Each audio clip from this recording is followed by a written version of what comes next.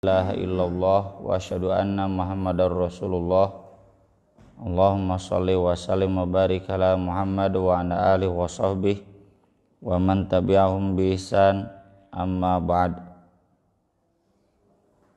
Babut taubah, bab tentang taubat. Imam Al-Hafidz Ibnu Hajar Al-Asqalani dalam Fathul Bari menjelaskan mengapa Imam Bukhari mengawali bab taubat dan istighfar di dalam bab tentang doa ini. Ini kan kitabnya Kitabud Da'wat, tentang doa, tapi belum masuk kita ke doa. Dari kemarin membahas tentang taubat dan istighfar termasuk di bab ini. Beliau menjelaskan karena doa tidak akan diijabah, doa tidak akan bermanfaat kalau seseorang masih kotor. Seseorang bisa diijabah doanya kalau dia sudah bersih. Salah satu wujud bersihnya itu adalah istighfar dan taubat.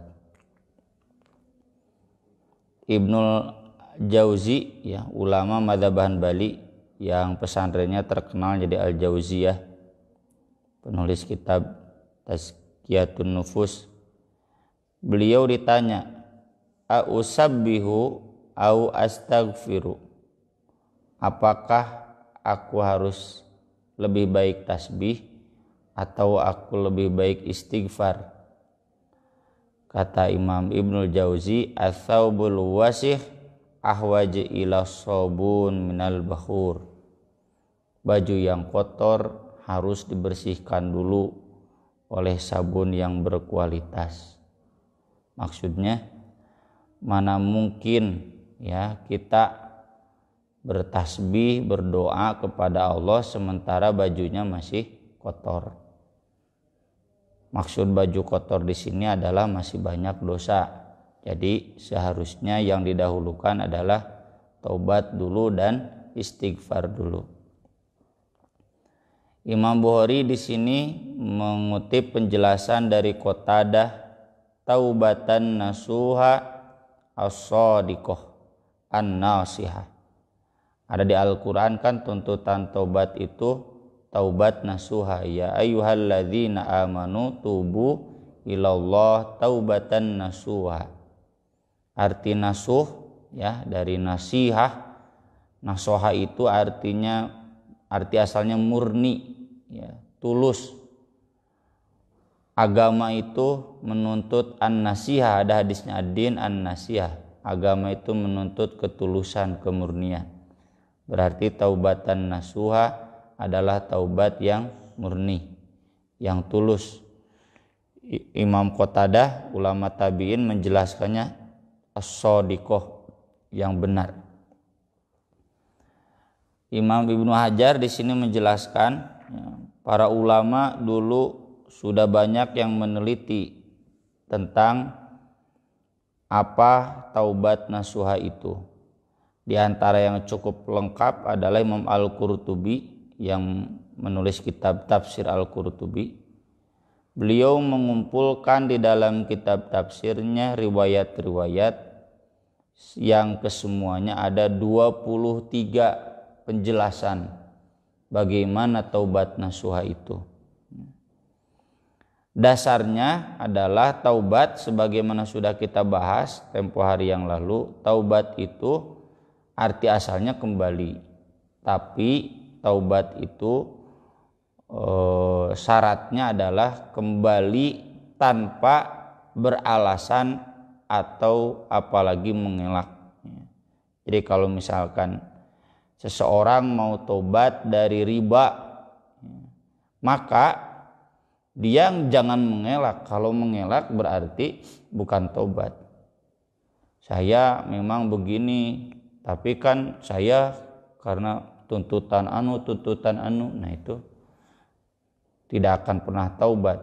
Atau yang kedua, dia mengaku ingin kembali tapi masih beralasan, ya saya taubat dari riba karena dulu begini. Nah itu belum taubat. Orang yang taubat itu, ya, Imam Ibnu Hajar di sini mengutip penjelasan dari Ar-Raghib Al-Asfahani, ia hanya cukup mengatakan asatu wa qad aqla'tu.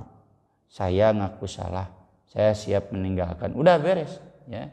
Jangan banyak beralasan apalagi sampai mengelak. Dari 32 penjelasan ulama tentang taubat nasuha itu, Al-Hafidz Ibnu Hajar di sini hanya mengutip beberapa saja karena menurut beliau sisanya hanya saling melengkapi penjelasan yang rinciannya saja. Yang pertama adalah an yudhniba dzanba tsumma la yarji'a. Orang tidak kembali pada dosanya. Itu taubat nasuha. Jadi kalau orang ngaku taubat dari mabok tapi mabok deui, itu berarti belum taubat nasuha. Yang kedua, an yabghudadz dzanba wa yastaghfira minhu. Membenci dosa tersebut dan beristighfar. Istighfarnya kalau dikaitkan dengan yang kemarin bisa sampai 100 kali sehari. Saking merasakan betapa dia benci pada dosanya tersebut. Jadi kalau tidak ada kebencian nanti balik lagi. Ya, harus ada benci. Kemudian yang ketiga adalah yang tadi disebutkan oleh Qatadah, yaitu as-shadiqah. Dia harus jujur bahwa dia ingin bertobat, ya, bukan hanya di lisan saja hayang tobat bari hatinya sebetulnya tidak, ya, belum ingin bertobat. Harus jujur bahwa dia memang akan berhenti. Kemudian yang keempat, an yakhlusu fiha, ikhlas. Ikhlas itu kan artinya murni, ya, bahwa dia betul-betul sudah lepas dari penilaian orang lain, dia sudah lepas dari pertimbangan duniawi, ya. Ada banyak orang yang tidak bisa lepas dari hal yang haram karena malu, terikat oleh orang lain, terikat dengan kepentingan duniawi, ya. Nah itu berarti dia belum ikhlas. Jadi harus ikhlas betul-betul tulus, hanya pertimbangannya kepada Allah, meskipun dimusuhi oleh rekan-rekannya, disebut aneh, ya, oleh sobat-sobatnya, meskipun kesenangan duniawinya kemudian menjadi berkurang. Kalau orang sudah ikhlas kepada Allah, tidak akan jadi soal, ya, dia bertobat.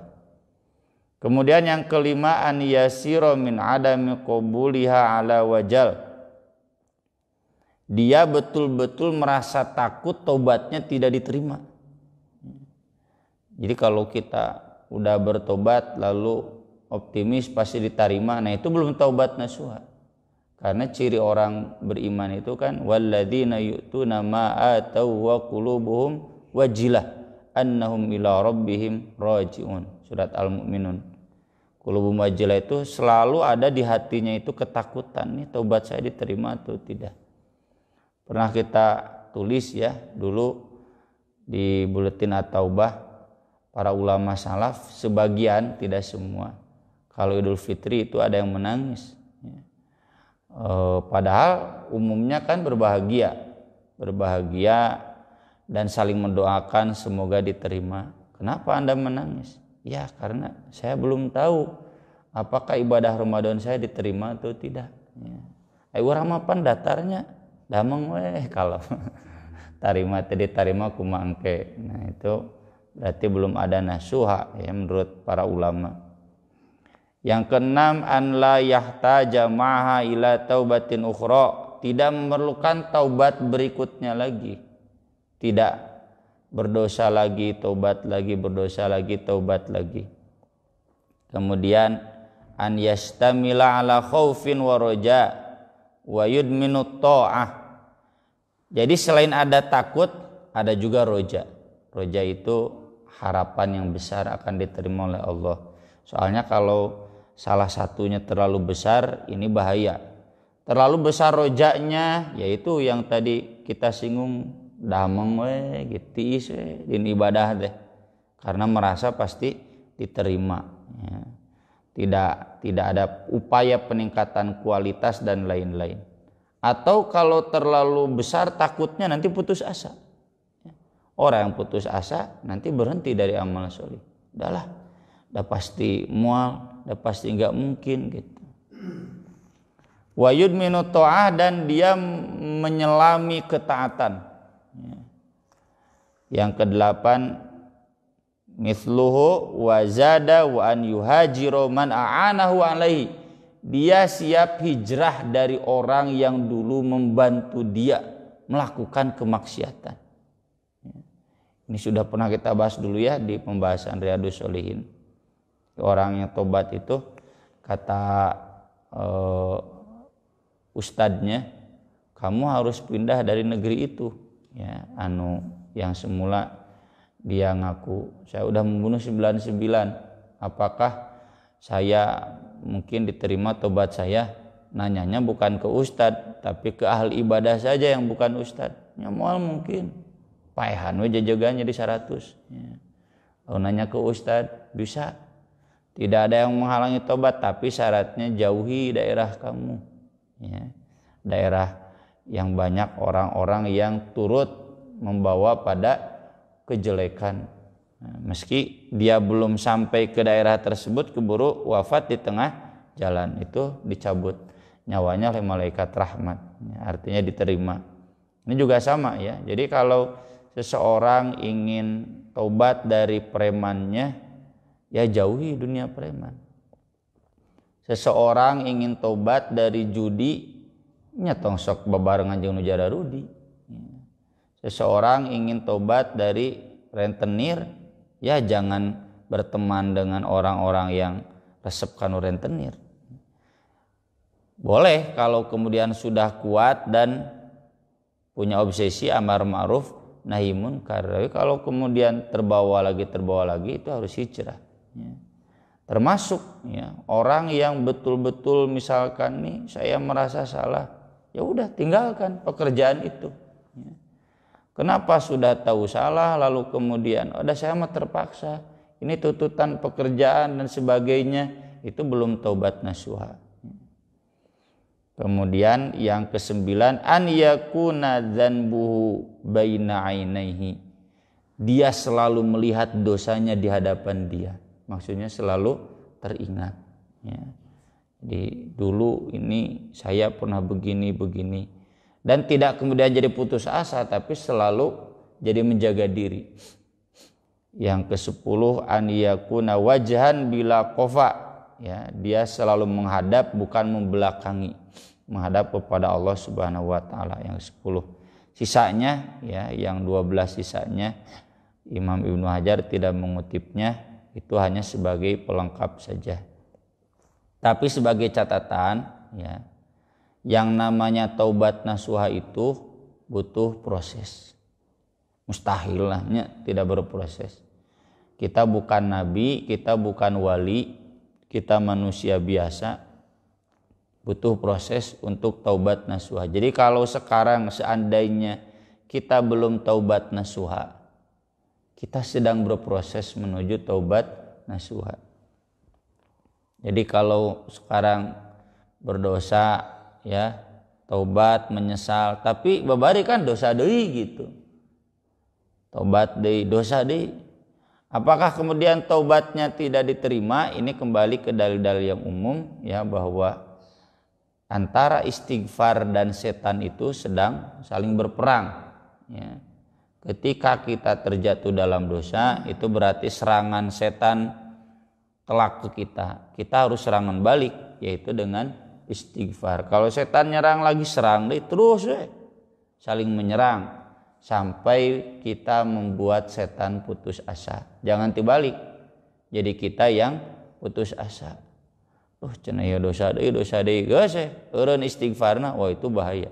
Jadi taubat nasuha itu butuh proses. Meski untuk orang-orang tertentu yang levelnya wali ya, kayak Umar bin Khattab ya, Zubair bin Awam, gitu. Abu Sufyan. Kalau Abu Bakar tidak Abu Bakar, Utsman memang dari sejak mudanya geus balalager. Umar bin Khattab gitu kan mantan sebutlahnya preman. Gitu. Itu karena beliau wali jadi langsung tobat teh. Ya. Tapi ada banyak juga orang yang tidak bisa seperti itu. Nah, ketika belum bisa seperti itu, jangan kemudian putus asa, tetap saja ya diusahakan sampai kemudian mencapai taubat nasuha. Hadisnya yang ditulis oleh Imam Bukhari, yang pertama hadis Abdullah bin Mas'ud. Kata Al-Haris, ada 2 hadis yang disampaikan oleh Ibnu Mas'ud kepadanya. Yang pertama perkataan Ibnu Mas'ud sendiri, yang kedua adalah sabda Nabi SAW. Yang perkataan Ibnu Mas'ud sendiri, ia mengatakan innal mu'min yara dzunubahu ka'annahu qa'idun tahta jabalin. Seorang mukmin itu akan memandang dosa-dosanya seolah-olah dia sedang duduk di bawah gunung yang besar. Jadi dosa itu gunung yang akan menindih dia, maksudnya membinasakan. Ya khaufu an yaqa alaihi, dia takut gunung itu menindih dia, membinasakan dia. Ya. Bayangkan ya, kita ada di satu daerah yang lawan longsor, sedang berteduh hujan gede, kan takut. Seperti itu. Jadi selalu ada dalam ketakutan, takut dosanya itu membinasakan dia, menjerumuskan dia ke dalam neraka. Wa innal fajiro yara dzunubahu kadzubabin marra ala anfi. Sedangkan orang durhaka dia melihat dosanya seperti lalat yang lewat di hidungnya. Osok ke Bandungan Pak, ya, merhatikeun laleur gitu. Oh gawe apanya? Jelema merhatikeun laleur. Jadi maksudnya siapa orang yang memperhatikan lalat, kan enggak ada. Nah, itu orang dosa itu memandang dosanya itu tara dipalire, lewat-lewat begitu ya. Tidak terasa sebagai sesuatu yang besar. Ibnu Mas'ud sambil berisyarat begini ya. Dia hanya begini, kalau ada lalat begini udah ya. Kan tadi udah gitunya diperhatikan, tidak. Memang orang bodoh ya. Udah saku aing payahan cenah laleur teh enggak kan. Nah, itu ibarat orang berdosa menilai, memandang terhadap dosa. Tinggal kita bertanya, kita yang mana. Ini yang menguatkan penjelasan Imam Al-Qurtubi tadi, bahwa taubat nasuha itu kita harus betul-betul merasakan dosa itu ada dekat kita dan akan membinasakan kita sehingga kita menjauhinya. Kemudian Ibnu Mas'ud menyampaikan sabda Nabi SAW, "Lallahu afrahu bi taubatil abdi min rajulin." Sungguh Allah lebih berbahagia dengan taubatnya seorang hamba dibanding seseorang nazala manzilan wa bihi mahlakah, yang singgah di satu tempat yang tempat itu sangat berbahaya dan menyebabkan bahaya bagi dia. Wa ma'ahu rahilatuhu, dia membawa kendaraannya, perbekalannya, alaiha ta'amuhu wa syarabuhu, di kendaraannya itu unta atau kuda ada makanannya, minumannya. Fa wada'a ra'sahu fanama naumatan, dia istirahat, capek, lelah, tidur sejenak.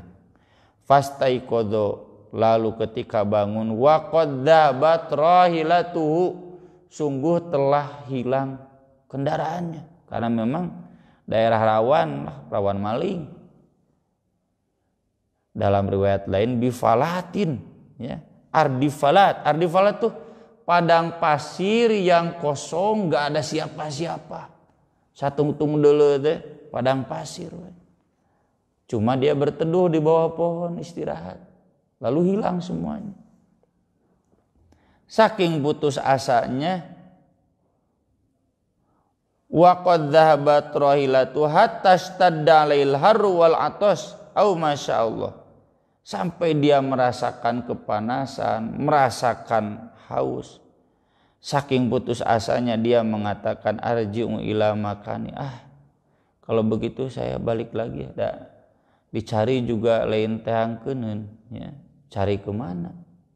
Ke sana, di sini juga udah panas, ke sana lebih panas. Ke sini sama. Udahlah. Menunggu mati saja. Dia pun tidur lagi. Faraja'a fanama naumatan. Tsumma rafa'a ra'sahu, kemudian dia mengangkat kepalanya. Fa idza rahilatuhu indahu. Ketika dia bangun sesudah tidur yang kedua kalinya, tiba-tiba ada kendaraannya lengkap, semuanya masih ada. Kira-kira orang tersebut bahagia enggak? Bahagia. Kita kan pernah merasakan kehilangan. Nah, seandainya itu barang yang hilang itu ketemu lagi, bahagia tidak? Pasti bahagia. Saya juga pernah cerita, ya, saya pernah hilang dompet, ya, sampai 4 hari. 3 hari Selasa,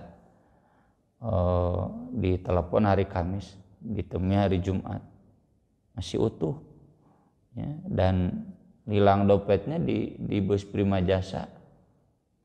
Ketemunya katanya hari Kamis, berarti dompet itu Selasa. Cenah bapak kemarin hari Rabu ya, cenah saya baru pulang dari Jakarta. Ribu kumah cerita saya jadwal pulang dari Garut itu Selasa, Rabu mau udah ada di Bandung. Sudah bikin laporan ke polisi.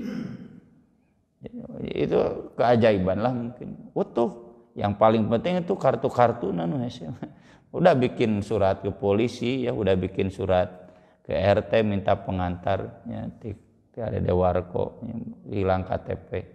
Lalu kemudian ketemu lagi kan sangat berbahagia. Nah, Allah lebih bahagia daripada kita yang menemukan barang yang hilang. Artinya jangan pernah merasa sungkan untuk bertobat. Jangan pernah merasa malu untuk bertobat. Jangan samakan Allah dengan istri kita. Ya, ketika kita merasa punya dosa, janji mau memberi misalkan buat bayar utang, faktir bebenangan pan era dek balik teh pasti dicarekan. Nah, jangan menyamakan Allah dengan majikan kita, dengan dosen, dengan guru yang ketika kita menghadap mengaku salah pasti menghukum. Tidak. Allah itu sungguh berbahagia. Masa saya menemukan barang yang hilang itu coet-coet waktu paling maneh, enggak, kan enggak demikian. Berbahagia disambut. Nah, itulah Allah berbahagia dengan tobat kita. Jadi jangan pernah menunda-nunda tobat, jangan pernah merasa segan, merasa malu, merasa Allah sudah bendu, ya, sudah marah dengan kita. Jangan ada perasaan itu karena Allah sangat berbahagia. Hadis satunya lagi, ini yang versi singkatnya.